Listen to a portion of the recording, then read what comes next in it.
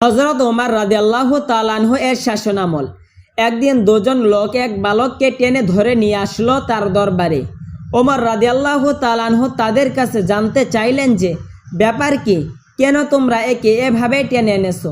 তারা বলল, এই বালক আমাদের পিতাকে হত্যা করেছে। ওমর রাদিয়াল্লাহু তাআলা আনহু বালকটিকে বললেন, তুমি কি সত্যিই তাদের পিতাকে হত্যা করেছো? বালকটি বলল, হ্যাঁ, আমি হত্যা করেছি, তবে তা ছিল দুর্ঘটনাবশত। আমার ওট তাদের বাগানে ঢুকে পড়ছিল, তা দেখে তাদের পিতা একটি পাথর ছুঁড়ে মারল, যা উটের চোখে লাগে।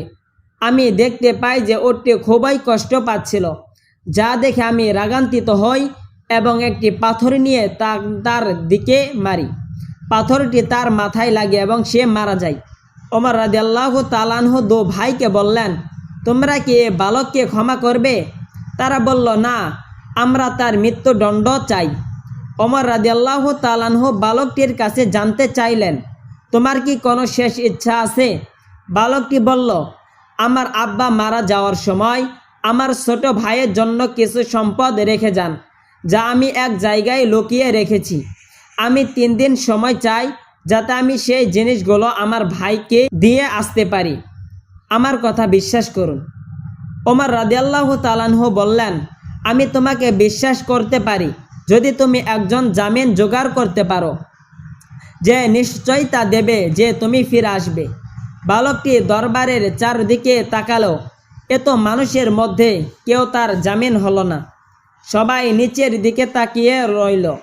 হঠাৎ দরবারের পেছন থেকে একটি হাত উঠল। কার হাত ছিল এটি?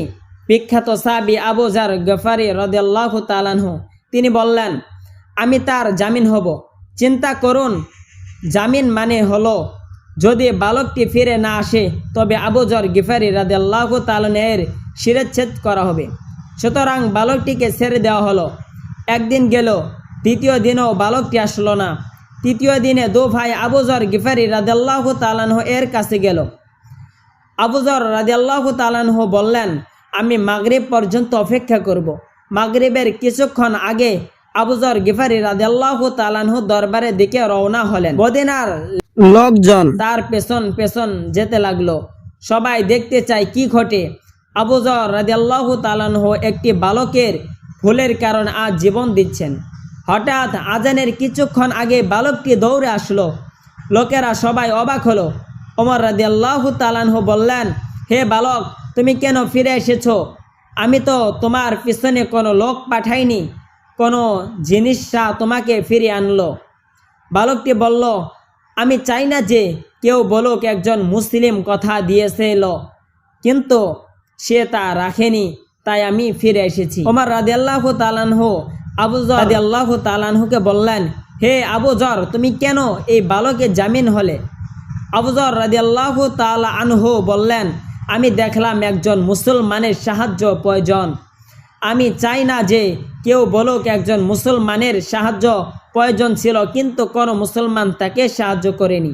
এই কথা শুনে দু ভাই বলল, আমরাও চাই না যে কেউ বলুক একজন মুসলমান ক্ষমা চেয়েছিল, কিন্তু অন্য মুসলমান তাকে ক্ষমা করেনি। তারপর বালকটি মুক্তি পেল। ওই দু ভাই, ইহুদি দু ভাই, কালিমা পড়ে মুসলমান হলো।